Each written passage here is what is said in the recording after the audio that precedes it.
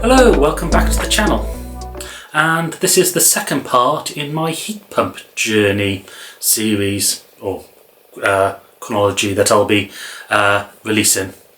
So if you watched the video from a couple of weeks ago, you know I started my heat pump journey with Octopus, and if you want to move to Octopus Energy or Octopus for your energy bills and you use my code, you get £50 and I get £50.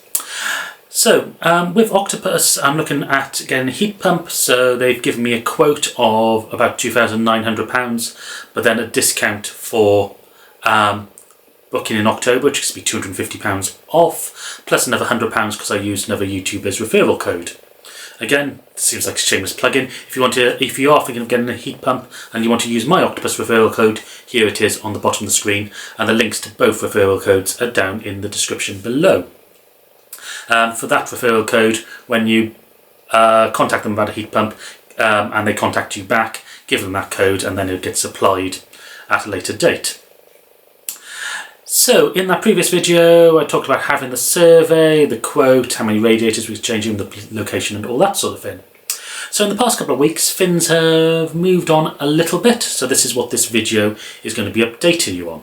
But also interestingly, that I might be able to get free money out of my mortgage provider, so that will come up later in the video, just to keep you watching. So also, if you can hit the subscribe button, thank you to all those who after watching the first video hit the subscribe button. It's been a massive help to the channel. And if you're watching this channel for the first time or you haven't hit the subscribe button yet, please do. Okay, so last week, today is the 8th of November, so this would be last week in October.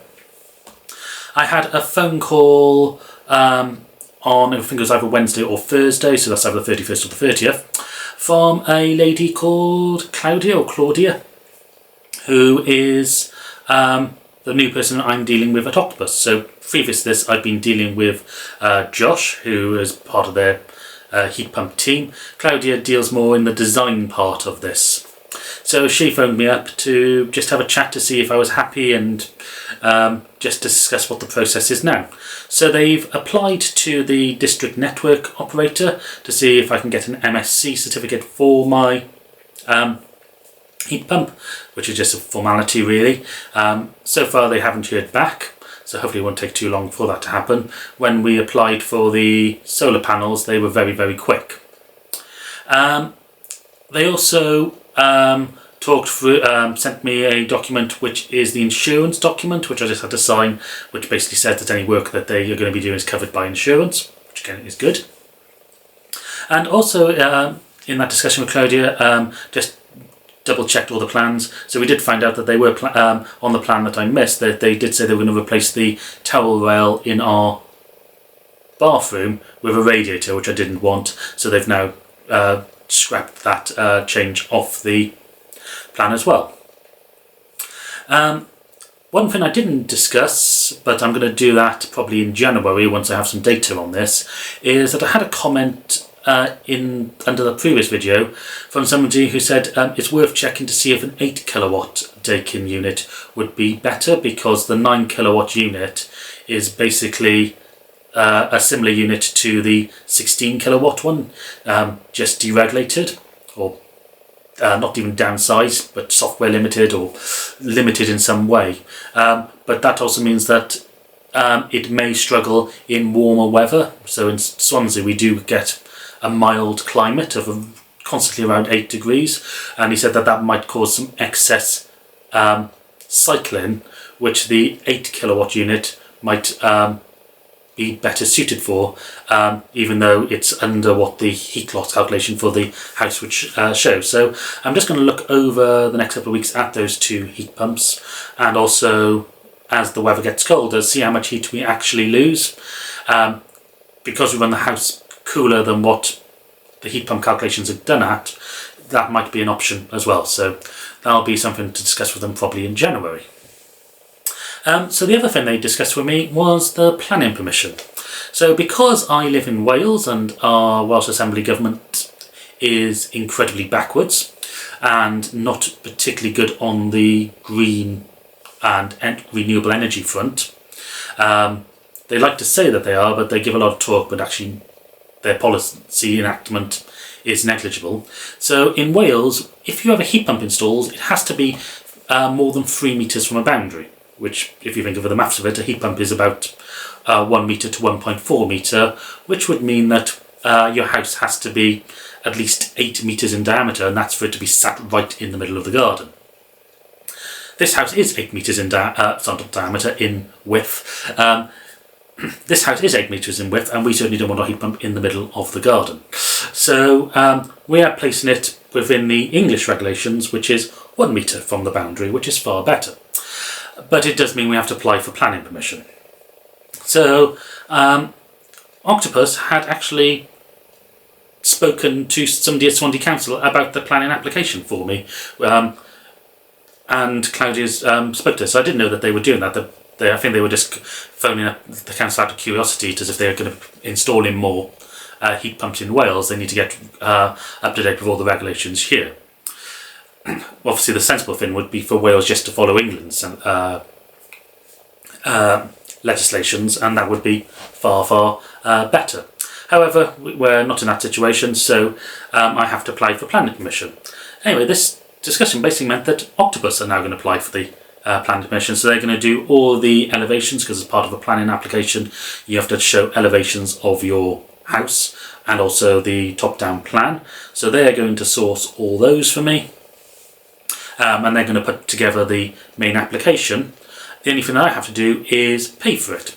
So they're going to create a login through the Swansea Council portal, or planning portal, and then they'll give me that login, and when it comes to the point where I have to pay, I can log in, make the payment, which is going to be about £330. So that pretty much wipes out the savings I've had from using the discount code and the referral code.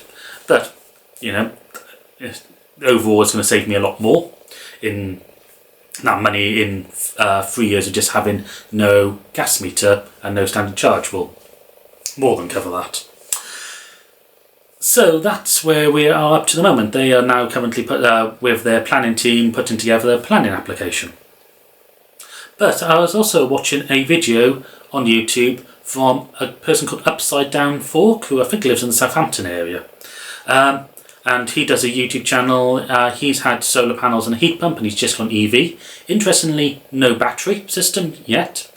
But also, interestingly, he has a north-facing array. So he has a south-facing array as well, but is comparatively small compared to the north-facing array, just because of the layout of the roof of his house.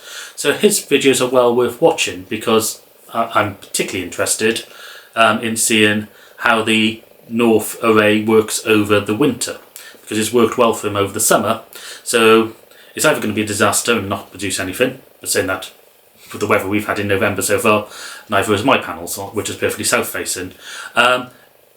So either he's going to show that north panels do work well, or it's going to be a real highlight that solar panel technology has worked, and in low light, if you have the right power panels, they can still generate a decent amount, and if you have a large area of them, which this guy does, then this could be beneficial to anybody. Anyway, he did a video this week which basically looked at ways that you can basically get free money towards a heat pump. So obviously there's the £7,500 government grant, which I should be getting, the Octopus again applying for that. But he looked at some other ways that you can get free money, so to pay for this these sort of installations. So he talked about having zero rate interests, or zero interest rates on loans, which can be added to a mortgage and then paid off over a few years. But the ones that picked up caught my attention was that Barclays and Halifax do something called green living offers. So we have our mortgage with Halifax. For the Barclays, you need to have your mortgage with Barclays, which my partner does have a Barclays account, but our mortgage isn't with them. Anyway, so I went on the Halifax website and looked up these green living rewards, and I'll show the page on the screen now, so I'll do a screen capture. So it says up to £2,000 cashback on green living rewards. mortgage customers could claim one of these rewards: £2,000 cashback for a heat pump, £1,000 cashback for solar panels or a battery, and £500 cashback for completing the eligible improvements, including double glazing or insulation. So this means that Halifax could be willing to give me £2,000 for free, which I can offset against my heat pump.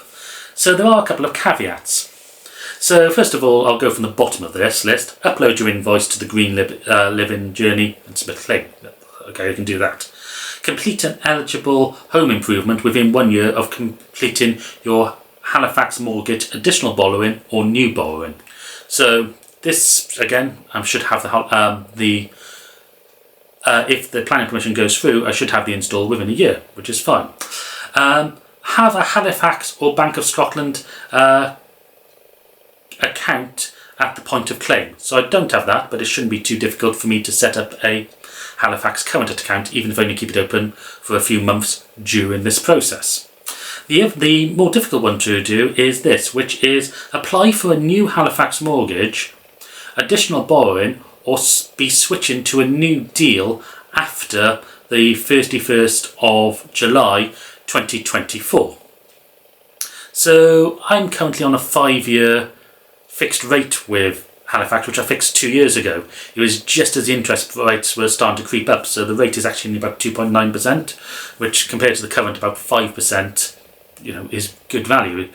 So I don't particularly want to move to a new deal anytime soon until at least interest rates have come down, or my 5 years have expired and I'm therefore have to switch to a new deal.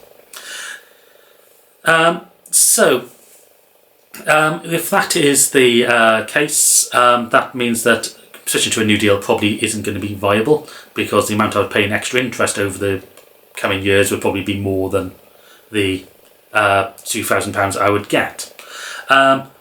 Apply for a new Halifax mortgage. Well, I've already got my mortgage, so I have to go through the additional borrowing route.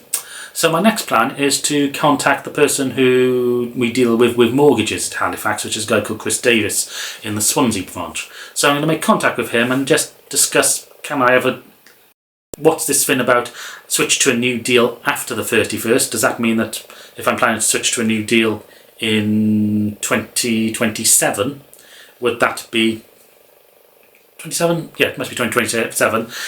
Does that fulfill the requirement? Or the other option would be to take out additional borrowing. And you might say, well, then I'd be paying interest on that additional borrowing. But with the Halifax mortgage I've currently got, I can overpay by 10% of the outstanding balance on the mortgage every year.